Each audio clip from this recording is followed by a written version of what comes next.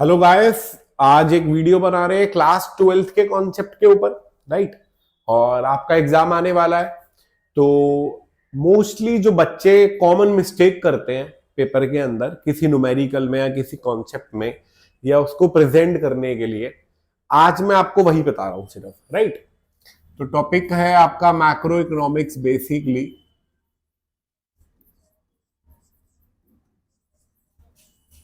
Clear है? तो जो कॉमन मिस्टेक करते हैं बच्चे वो देखिए। देखिए, एक नेशनल इनकम का फॉर्मूला होता है वैल्यू एडेड मेथड का। क्लियर है? उसके अंदर एक कॉन्सेप्ट होता है वैल्यू ऑफ आउटपुट। जिसने पढ़ा है उसे पता है। अब ये जो वैल्यू ऑफ आउटपुट होता है, इसका एक पार्ट होता है सेल्स।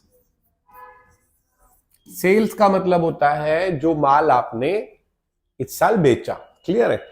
वो माल कहां बेचा, इंडिया में या इंडिया के बाहर, दोनों, डोमेस्टिकली भी या एक्सपोर्ट भी करा। तो अगर आपको ये टोटल सेल गिवन है और आपको इसका एक और पार्ट भी गिवन है, ये डोमेस्टिक सेल है और जो दूसरा पार्ट है वो है एक्सपोर्ट्स। क्या है? एक्सपोर्ट्स। तो अगर आपको ये सेल दे रखा है और ये भी दे रखा है, तो आपको इसे इसके अंदर ऐड नहीं करना, क्योंकि वो ऑलरेडी इसके अंदर एडेड है। ये पहली मिस्टेक जो नॉर्मली कभी कभार एग्जाम के अंदर बच्चों से हो जाती है, वो इसको भी इसके अंदर ऐड कर लेते हैं। क्लियर है? दूसरी मिस्टेक जो बच्चे करते हैं, एक कॉन्सेप्ट और यूज होता है इंटरमीडिएट कंजम्पशन। क्लियर है? Intermediate consumption basically raw material होता है जो आप खरीदते हो। अब ये रॉ मटेरियल आपने कहां से खरीदा, इंडिया से या इंडिया के बाहर से, दोनों, डोमेस्टिकली भी और इंपोर्ट भी। डोमेस्टिक परचेज, दूसरा इंपोर्ट। क्लियर है? तो अगर आपको ये टोटल दे रखा है और इंपोर्ट ऑफ रॉ मटेरियल भी दे रखा है, तो आपको इंपोर्ट ऑफ रॉ मटेरियल को इसके अंदर ऐड नहीं करना है, क्योंकि वो ऑलरेडी इसके अंदर एडेड है। एक बार इसके स्क्रीनशॉट ले लीजिए।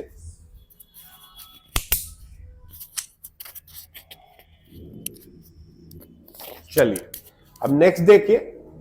इसी से रिलेटेड एक और चीज है, कभी कभार नेशनल इनकम में एक और कॉन्सेप्ट होता है इनकम मेथड का। क्लियर है? उसके अंदर एक पार्ट होता है प्रॉफिट का। प्रॉफिट के तीन पार्ट होते हैं। पहला डिविडेंड, दूसरा प्रॉफिट टैक्स और कॉर्पोरेट टैक्स।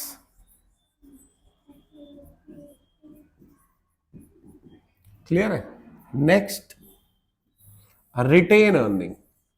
रिटेन अर्निंग वो चीज होती है जो आप अपने प्रॉफिट में से इस साल जोड़ लेते हो। क्लियर है? तो कभी कभार आपको ये चाहिए प्रॉफिट, इसके ये तीन पार्ट होते हैं, तो कभी कभार आपको ये भी दे देगा और ये इसमें से भी कुछ दे देगा। तो आपको ऑलरेडी इसके अंदर ये एडेड होता है, तो आपको ऐड नहीं करना है। लेकिन अगर ये तीनों पार्ट दे रखे हैं, तो तीनों को ऐड करके प्रॉफिट निकल जाता है। क्लियर है? एक और पॉइंट, रिटेन अर्निंग का एक और नाम भी होता है undistributed profit. Next, saving of private corporate sector. देखिए, ये वीडियो उन्हीं के लिए है जिन्होंने थोड़ा सा पढ़ा हुआ है। अगर किसी ने कुछ पढ़ा ही नहीं हुआ तो ये उसे समझ नहीं आएगा कि क्या हो रहा है, राइट। चलिए एक और कॉन्सेप्ट, जिसने नेशनल इनकम पढ़ी है उसे पता है कि डेप्रिसिएशन की इंपॉर्टेंस क्या होती है, कि कहां यूज होता है। कभी कभार ये क्वेश्चन में गिवन नहीं होता, तो बच्चा एज्यूम कर लेता है कि ये जीरो है, राइट। अगर नहीं गिवन तो आप जीरो ले सकते हो, लेकिन ये इनडायरेक्ट वे में आपको निकालने के लिए यूज करेगा। और ये किससे यूज करेगा वो देखिए। एक कॉन्सेप्ट होता है gross domestic capital formation.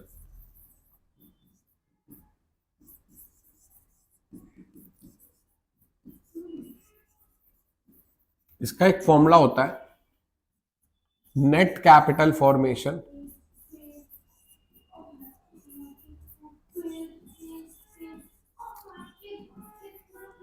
Plus आपको ये नेट गिवन है और ग्रॉस चाहिए, तो आपको इसके अंदर डेप्रिसिएशन ऐड करना पड़ेगा, डेप्रिसिएशन ऐड करना पड़ेगा। क्लियर है?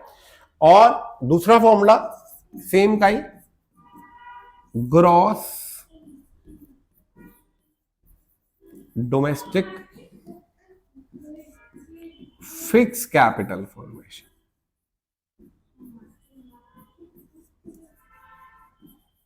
अगर आपको ये फिक्स गिवन है तो आपको इसके साथ चेंज इन स्टॉक ऐड करना पड़ेगा।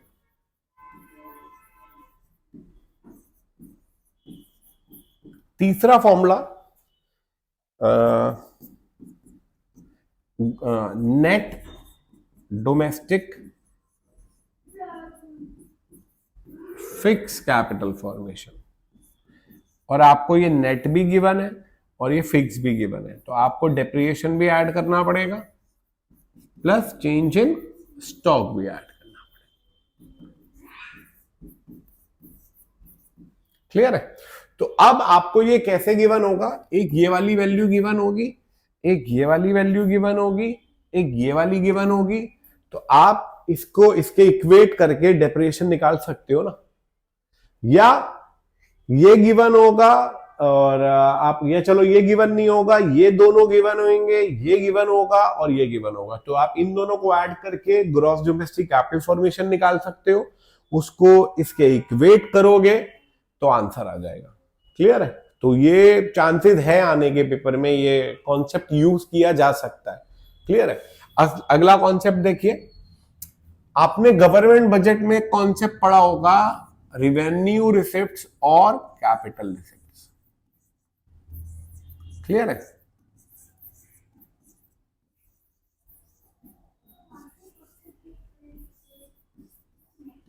जैसे एग्जांपल देता हूं, सेल ऑफ एसेट, तो क्वेश्चन पूछेगा कि ये क्या होता है, ये रिवेन्यू रिसिप्ट है या कैपिटल रिसिप्ट। बच्चा क्या आंसर करेगा? कैपिटल रिसिप्ट, और मजे में सोचेगा आंसर सही है, तो उसको इसके नंबर नहीं मिलेंगे। आपको इसका रीजन बताना जरूरी है। रीजन क्या है? कैपिटल रिसिप्ट वो होती है विच आइदर रिड्यूसेस द एसेट और इंक्रीजेस द लायबिलिटी। तो ये बेसिकली जो सेल ऑफ एसेट होती है, ये आपकी लायबिलिटी एसेट को कम करता है। तो आप ये भी लिख सकते हो, it is a capital receipt because it reduces the assets of the government. Clear है? तो ये गलती बहुत बच्चे करते हैं, कभी आपको डायरेक्ट टैक्स इनडायरेक्ट टैक्स पूछ लेता है तो आपको सीधा डायरेक्ट टैक्स इनडायरेक्ट टैक्स नहीं लिखना, साथ में रीजन भी लिखना है कि ये ऐसा क्यों है। क्लियर है? अगली गलती जो बच्चा करता है, एमसीक्यू आता है, वो सीधा आंसर लिखता है सी या लिखता है ए, इसमें नंबर नहीं मिलेगा भाई। आपको वो पूरी सेंटेंस लिखना है कि क्या आंसर है। आपको तो लगेगा आपके आंसर सही है, टीचर नंबर नहीं देगा इसके अंदर, पूरी लाइन लिखनी है। क्लियर है? नेक्स्ट, एक जो कॉमन मिस्टेक बच्चा करता है, अगर कोई न्यूमेरिकल आया और उसकी वैल्यू आपकी आ रही है 10,000 CR, तो बच्चा उसे 10,000 ही लिख देगा, लेकिन आपको ये साथ में करोड़ भी लिखना है। इसकी मेजरिंग जो यूनिट है वो भी आपको इसके अंदर लिखनी है। राइट? क्लियर है? अगली एक जो गलती बच्चा करता है, देखिए इनकम वाले चैप्टर में, एम्प्लॉयमेंट वाले चैप्टर में, जैसे MPC plus MPS is equal to 1 होता है। क्लियर है? के होता है delta Y over delta I, K होता है 1/1 माइनस एमपीसी 1 एमपीएस। तो ये मैं आपको इसलिए लिखवा रहा हूं कि आपको प्रॉपर प्रेजेंटेशन से आंसर करना है। क्लियर है? प्रॉपर लिखना है उस न्यूमेरिकल को, उसके सारे फॉर्मूलास को। एक एग्जांपल दिखाता हूं, देखिए आपको सी दे रखा है 60 + 0.6y, आई दे रखा है 100। क्वेश्चन पूछ रहा है calculate equilibrium level of income. Calculate, तो बच्चा क्या करेगा, सीधा आंसर करना शुरू कर देगा। नहीं, आपको कैसे प्रेजेंट करना है वो देखिए। सबसे पहले आपको लिखना है at equilibrium level of income,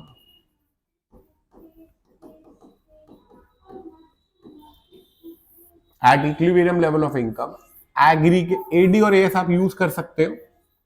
aggregate demand is equal to aggregate supply and this is called C plus I is equal to Y, ये आप यूज कर सकते हो। सी बार आप सी दे रखा है 60 प्लस 0.6 वाई, और आई आपको दे रखा है 100 इज इक्वल टू वाई।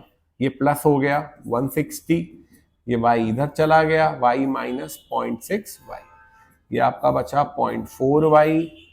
तो y is equal to 160 divided by 0.4 into 10 40, और y आ गया आपका 400। और अगर कोई यूनिट दे रखी है तो वो लिख लिए। सबसे लास्ट में आपको एक बॉक्स भी बनाना है जिसमें आपको अपना आंसर अलग से दिखाना है। इक्विलिब्रियम लेवल ऑफ इनकम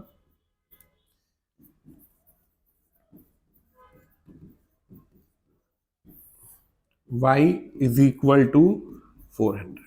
अगर आप ऐसे प्रेजेंट करोगे तो टीचर इंप्रेस होगा और अच्छे मार्क्स देगा। देखिए, पेपर अटेम्प्ट करने का जो वे होता है वो बहुत अच्छा होना चाहिए स्टार्टिंग से ही। आप स्टार्टिंग से ही, एक बच्चे और गलती क्या करते हैं, कभी फर्स्ट क्वेश्चन करेंगे, कभी 14 पे चले जाएंगे, फिर सेकंड करेंगे, फिर 23rd पे चले जाएंगे। नहीं, ट्राई करिए 1 to डायरेक्ट लास्ट तक जाओ या पीछे से आगे तक जाओ। क्लियर है? क्योंकि टीचर को भी बड़ी प्रॉब्लम होती है ना आगे पीछे करने में। अगर उसके लाइन वाइज आंसर दिख रहे हैं तो वो डायरेक्ट चेक करता जाता है, और अगर टीचर आपका चेक करने वाला खुश है तो आप समझ जाओ आपके कितने मार्क्स आएंगे। क्लियर है? एक ये प्रेजेंटेशन ध्यान रखिए जो आप ऐसे ही कर रही है, डायरेक्ट नहीं करना उसके अंदर। क्लियर है?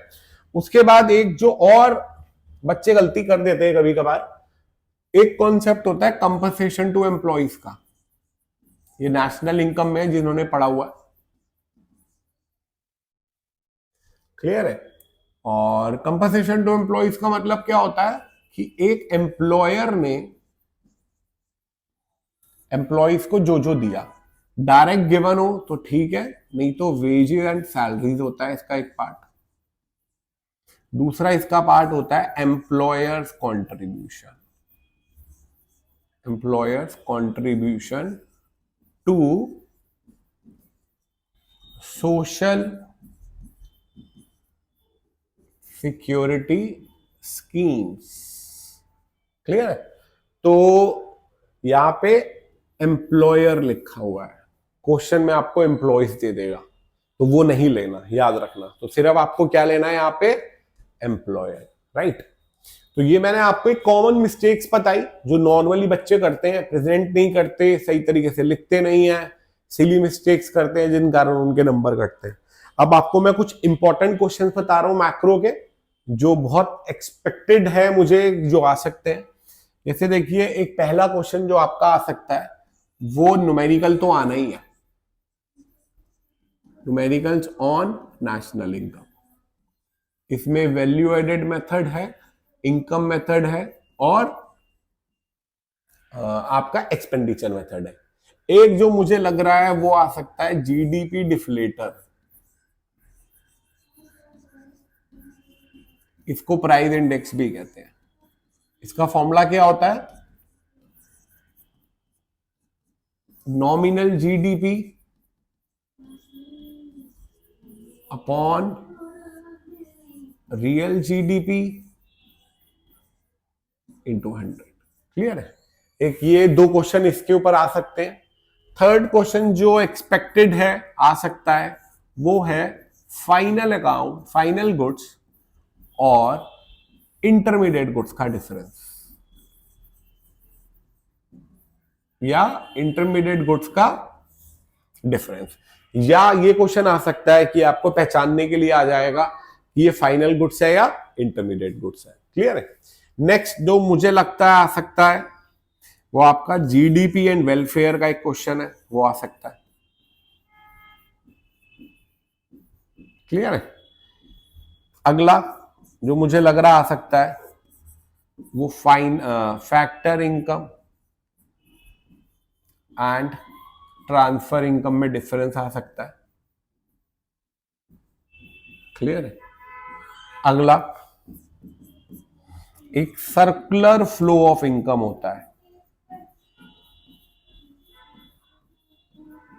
जो आने के चांस बनते हैं। क्लियर है? तो ये, और एक जो लास्ट इसका जो आने के चांस है वो है प्रिकॉशंस। प्रिकॉशंस होती है ना वैल्यू एडेड मेथड और इनकम मेथड की और एक्सपेंडिचर मेथड की, वो कोई भी इसके अंदर से आ सकती है। राइट? तो आज मैंने आपको कॉमन मिस्टेक बताई जो बच्चे करते हैं और कुछ नेशनल इनकम के इंपॉर्टेंट क्वेश्चंस बताए जो आ सकते हैं। क्लियर है? नेक्स्ट वीडियो में हम अगले चैप्टर पे government budget, balance of payment, इस सब के ऊपर बनाएंगे और वो जो आपके लिए हेल्पफुल होगी पेपर के लिए। क्लियर है? अच्छी स्टडी करिए, क्वालिटी ऑफ वर्ड्स अच्छा यूज करिए। राइट? आता सबको है, आप बस उसे कैसे प्रेजेंट कर रहे हो पेपर में वो बहुत इंपॉर्टेंट है। क्लियर है? अपना राइटिंग पैटर्न बहुत अच्छा रखो तो आपको मार्क्स मिलने ही मिलने हैं। आई होप ये आपको क्लियर हो गया होगा। That's all for today.